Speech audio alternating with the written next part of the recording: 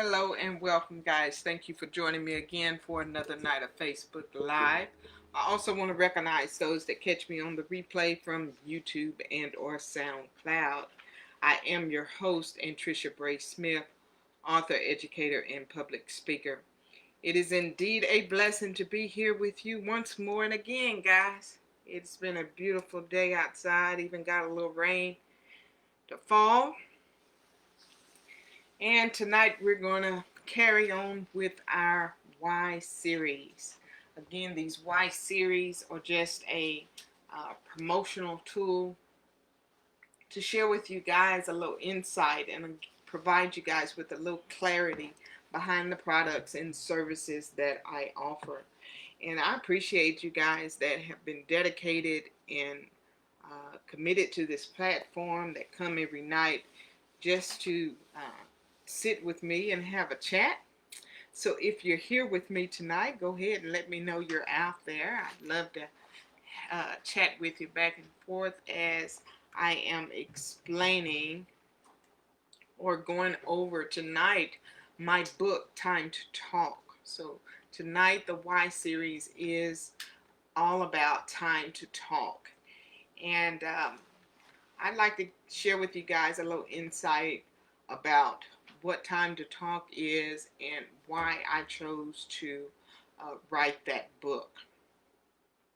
And again, Time to Talk was the second book that I wrote, and I finished it this April. I believe it was April 2020 when I completed the pages of that book and made publication to that. I do have 4 books in all. And so, COVID hadn't stopped everything. It puts a pause sometimes in some of the things that we do, but it just goes to show that even when trying times come, we have to press our way through.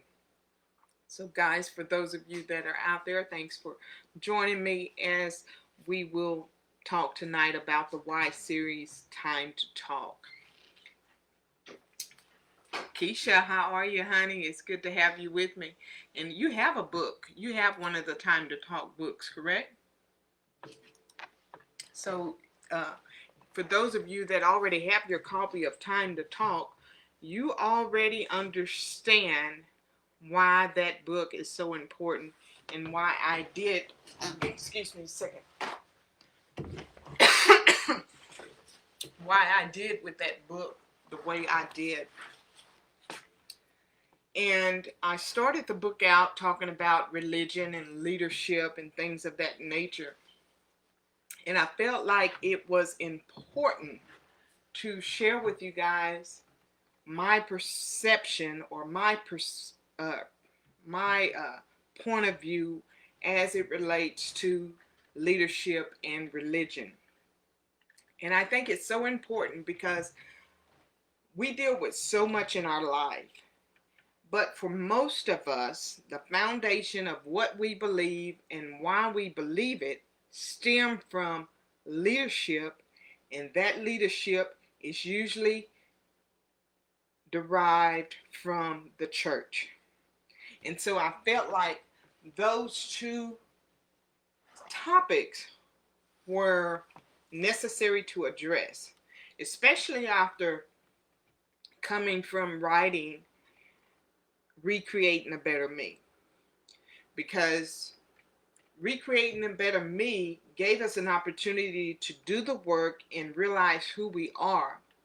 But now Time to Talk is time to address some of those issues or mindsets that we have as it relates to religion and leadership. And so what Time to Talk does when we're talking about leadership, it not only tells you or shares with you my perception on what true, authentic leadership is, but it also challenges your mindset and your belief of what you thought was leadership for all these years. And what we find when we read the pages of Time to Talk is that what we have accepted for leadership all these years, we probably found that it was nothing more than manipulation and control tactics. People standing in a place of power, people standing in a place of status, and we call them our leaders.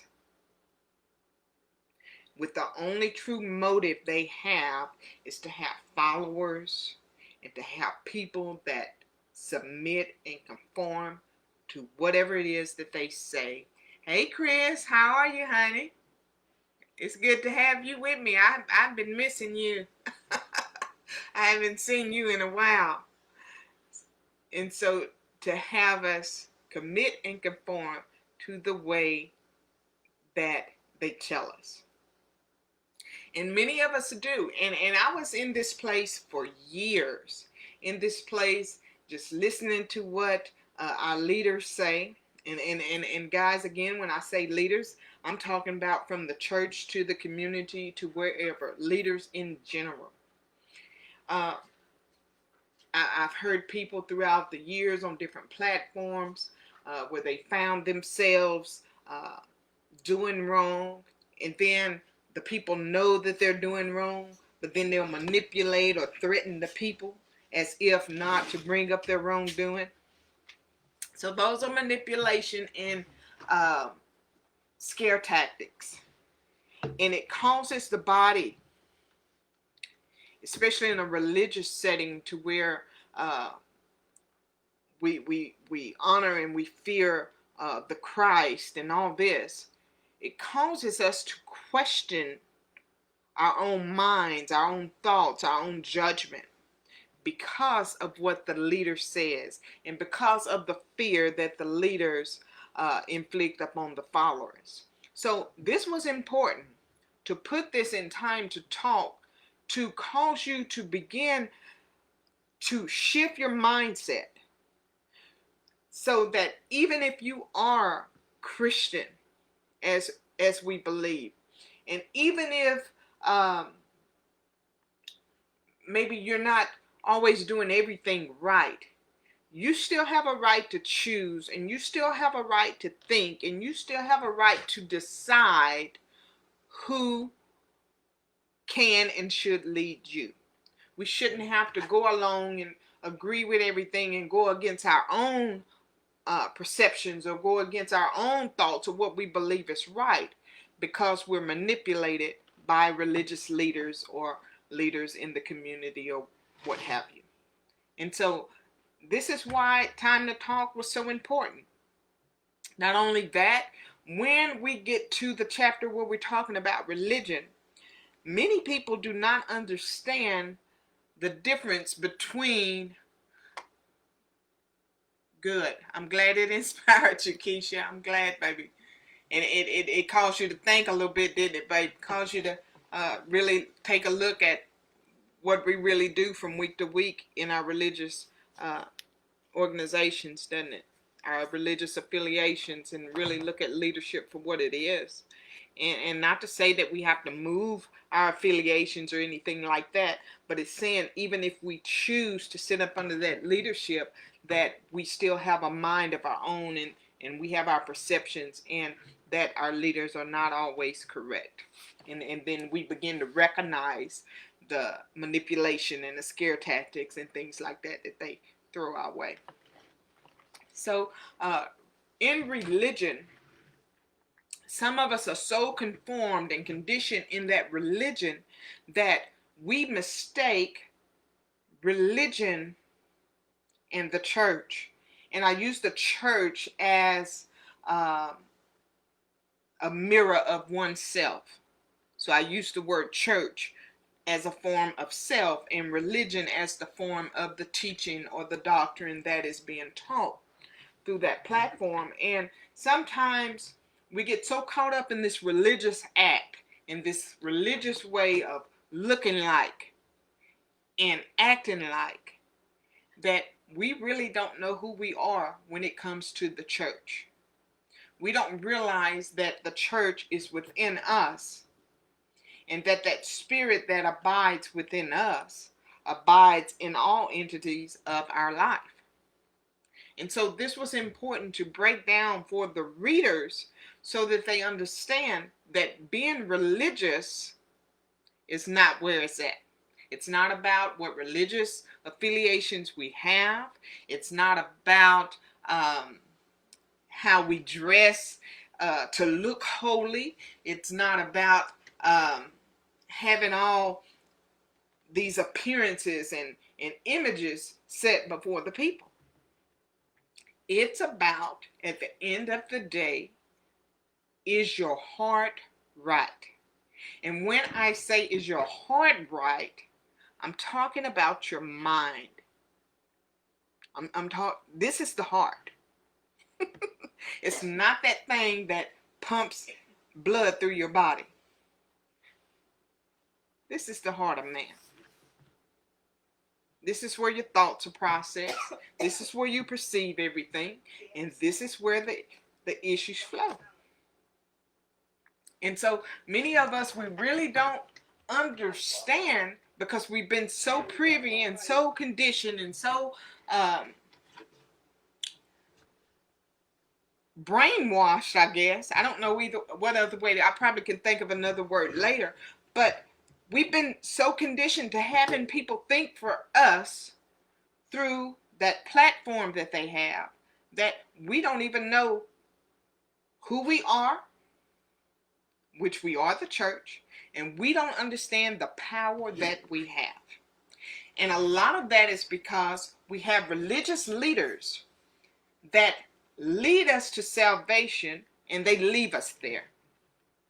And they leave us there because they cannot lead us any farther. And so when it comes to us coming to the church or to the religious organization or the religious setting, and we get saved, and then all of our past conditions and all our problems begin to resurface, and we're having to deal with these things.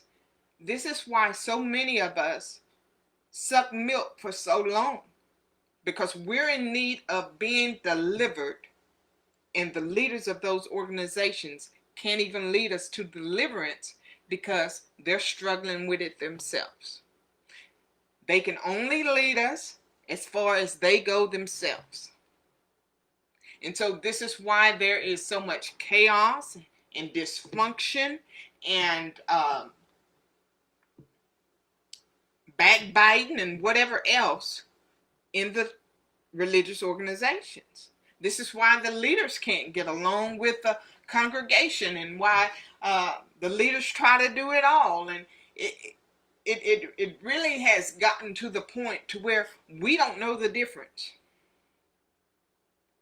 And we can talk about the things that aren't right or the things we'd like to see change. But when it comes to standing up and having that voice that we need to really make a difference and to really press forward and to really move into that place of deliverance, that's why it's shut down. Then you have the leaders using their influence against the people that they should be embracing. And so the people are confused. And so you have people in there that are hurting, that have been hurt, and there's no help. They want to be delivered. They want to be set free. But who's there to guide them to that place? When you got a leader that's out of control with control and manipulation and abuse and whatever else, and leaders that are not really showing a good example by being adulterous and things of that nature. We have to really look at that. And manipulating the people when they feel threatened that their secrets are going to be uncovered. So this is why Time to Talk was so important. It was important to write, to shift that mindset, to encourage you guys to see things the way that they really are. And not to follow men so close. And I say men, but they can be women too. I don't discriminate. But not to follow another person so close that when they stumble and fall, you stumble and fall right over them and begin to make excuses for them. Because there is such a thing as deliverance. Have any of you ever heard of that? Deliverance? There is such a thing. The salvation part, it's easy. All the salvation part does is you just have to have a made up mind and make a decision that this is what you want and this is what you're going to seek after. But to be delivered from the things that have held you bound, to be delivered from that mindset, to be delivered from that lifestyle and that way of life that has kept us bound, that's going to cost us something, and it's going to take work. And to some people, maybe they get the miracle and it happens overnight, but for me, it didn't happen that way. To me, for me, I went through a lifetime of struggle, a lifetime of pain, a lifetime of betrayals and trauma. And it wasn't until I really got real with myself and really began to study and really begin to dig in that I believe I was able to reach that place of deliverance. And then I began to look back at our religious settings and begin to ask questions. Why aren't more of us being delivered? And once we're delivered, or we claim to have that deliverance and that claim to be free, then why aren't we helping others get to that point? And so, yes, time to talk, it was necessary. It was necessary because I may not ever be able to reach some of the people that really need to hear the message in that chapter of religion to really understand who our Creator is. And what He is for me, He may not be for you, but He is for me exactly what I need Him to be. And He lets me know that because He said, I am that I am. That means whatever I need Him to be for me at that point, then that's what He is. And we're not always on the same level. We're not always growing at the same rate, but yet we are growing. And so what this did, when I received my deliverance, I began to see life in a totally different point of view. I no longer saw it through the words coming from men in the pulpit, manipulating the people and threatening the people because the people knew their secrets. To me, it just does not make sense, guys. You can know all kinds of I don't know who knows me looking on the other side of this camera. But if you know that I did something and it was wrong, then I must admit it was wrong. Me threatening you don't make me no more right than anybody else. And the thing is, I had to count up the cost before I sat in front of the camera. Because when I made the choice to sit here and make myself visible to all of you guys, that was a game changer right there. I had to already come to terms with the skeletons in my closet. And I had to already come to terms that in my life, I haven't done everything right. And in my life, if I continue to live, I'm going to make some mistakes. I'm not always going to say the things to appease everybody. I'm not always going to be in a position to where everybody is going to agree with me or I with everybody else. And I have to be okay with that. I have to realize that I'm going to be criticized. I have to realize that my past is going to be drug up in my face. I have to realize that every word I say is being critiqued. And so I'm okay with that. I don't have to threaten people. Hey, Rita, how are you, babe? We're talking about time to talk tonight and why I wrote it and why it's important to the people that I serve. So, many leaders, I guess, We think because we're in position or we have a place of status that we're invincible and can't nobody touch us, because we use that term, touch not my anointing and do my prophet no harm, to manipulate and threaten God's people. But don't you know, God gave you a mind. He gave you a mind you can think for yourself. You don't have to feel threatened or fearful from the threats that come from the place of leadership, because a real leader is not going to threaten you.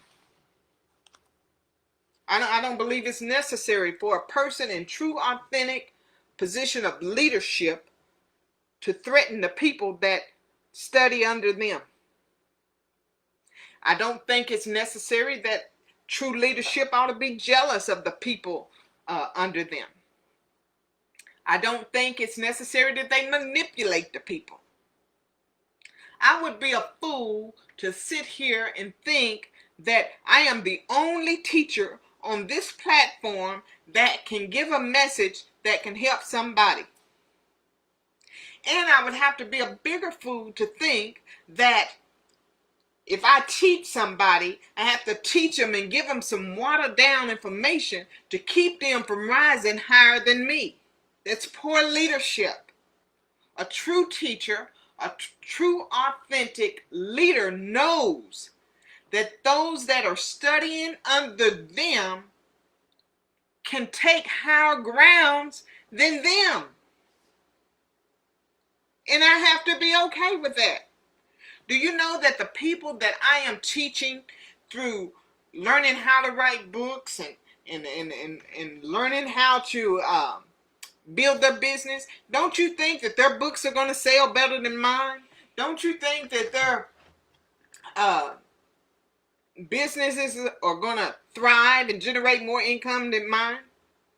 I'm okay with that. Why be jealous of that? But we have so many jealous-hearted leaders and people in authority, people in place of status, that are so jealous-hearted, and it's because they haven't been delivered and they have not done the work on themselves. Because a true leader is going to be okay with all that, because they understand how the process works. So yes, time to talk, it was necessary. Not only that, religious organizations have been teaching us to hate certain populations. And the population I'm talking about now is the LGBTQ community.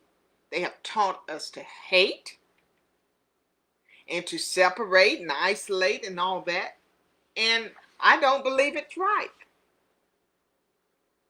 Because again, they lead us to salvation, and then they don't tell us how to get, or they can't show us, or they can't teach us how to get to that point of deliverance. And is not that a spirit like anything else? When the truth of the matter is, if we're going to be delivered, we have to put different things in here if we want a different result coming out. Simple as that. But they can't even tell us that. And so there is a problem. Because now we depend on others to tell us who we should love. We depend on others to tell us who we should accept. And it's ridiculous. You mean to tell me we can't accept our sons and our daughters, but we can accept the leaders sleeping with everything in the church, molesting on our children, manipulating the women and the men in the church? We can accept that? And we can't accept our own sons and daughters? There's something wrong with that.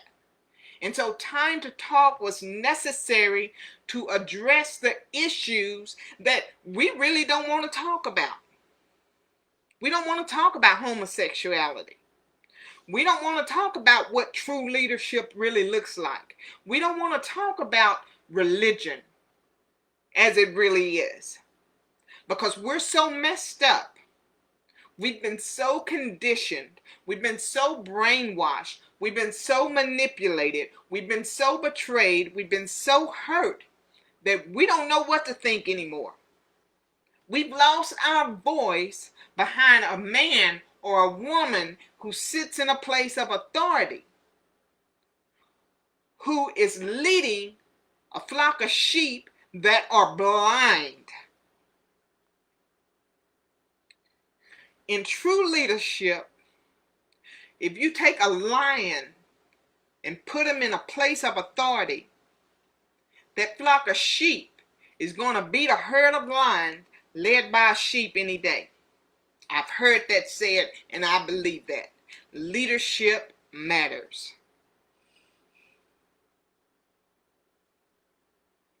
I can't think of any population in my mind right now that I hate, or that I can't accept, or that I want to really just isolate myself from.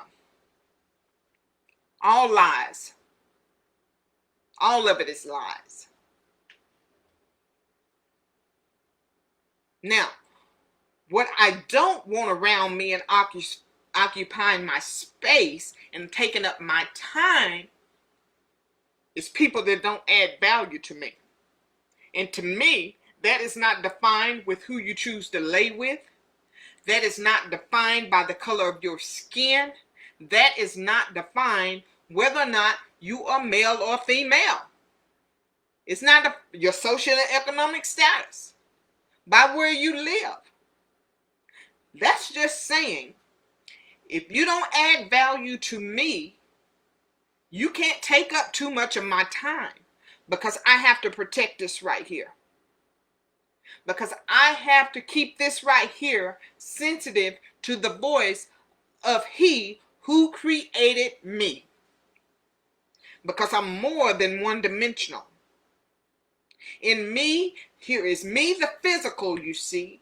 There is a soul and there is a spirit in me. And I have to protect all three. And that's what it's all about. Also, time to talk was necessary to bring in some secret nuggets. Because we have been so conditioned, and because we're so ignorant, and because we've lived in fear for so long on stepping out and researching and finding things of our own, I had to put some secret nuggets in the book. Because we have people in place of leadership that will withhold information from you. You know why they do that? They do that to keep generation after generation being poor. They do that to keep you from standing out and getting the education and the knowledge that you need to go to higher heights. And they do that so that when you pass away from this life, they get to take all you've worked hard to. You think you done worked hard to leave all this to your family and your loved ones, and they come right in and take it.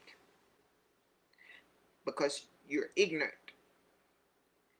And I say that because we don't have the knowledge we need to not only to protect our stuff and our lives and our legacy, but that of our kids and our kids and our kids and that which to come. And so it creates a cycle, an ongoing cycle of poverty and illiteracy and lack of education. It does, guys, and I hate to be so harsh and tell you like it is, but that's what Time to Talk does. So I threw in some nuggets in there to just give you a little knowledge, a little information of some things that you really need to consider and some things that you really need to set in place for your family if you're going to impact change and break some cycles, especially when it comes to education. Do you know why they put uneducated unqualified people in position in our schools? Because our babies are there. You can't go to a school that is high on the academic ladder and find unqualified people in position, but we do. We do. And that's why our kids graduate making decent grades, and then they get to college and they can't maintain. They're not ready. They've been given an A or B or C because they come to class and do everything that the teacher asks for them to do. But they really don't know how to read and comprehend. They really can't get past basic math skills. They really can't write. But they're good kids. And they leave us with the hopes and the expectations and the dreams of going and getting this degree and having this grand old life, only to find out that the education they got or that they received for free in this public education in these poverty-stricken areas didn't prepare them for the things which are to come. Now, don't get me wrong. There are a few exceptions. There are a few kids that are so brilliant and they are so bright that they can almost pick up on anything. But for every one that they are, it's 500 more that are not. And so we go into these institutions, incur a lot of debt, get out, working same old dead-end jobs.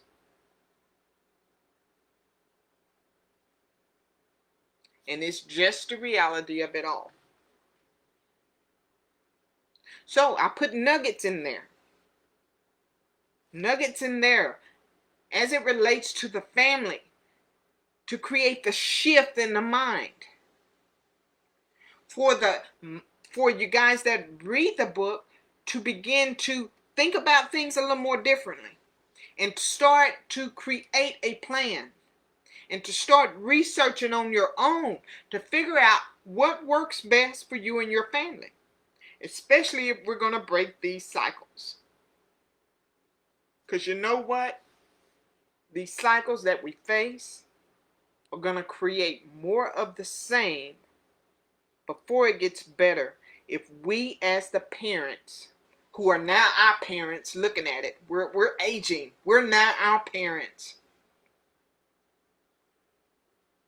We're creating more of the same, but we have to get it.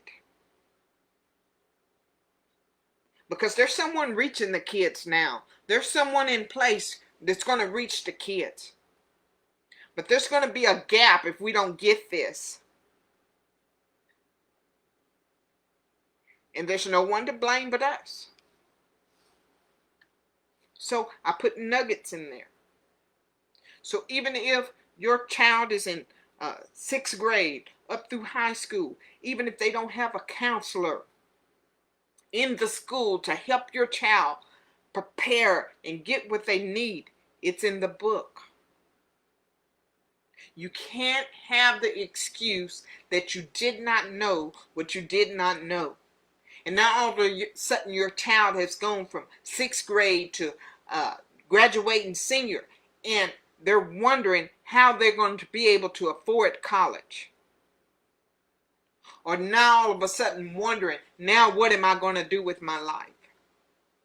I put in there jobs that they can create. Jobs that you guys can create as families to generate income for yourselves. Passive income, passive revenue.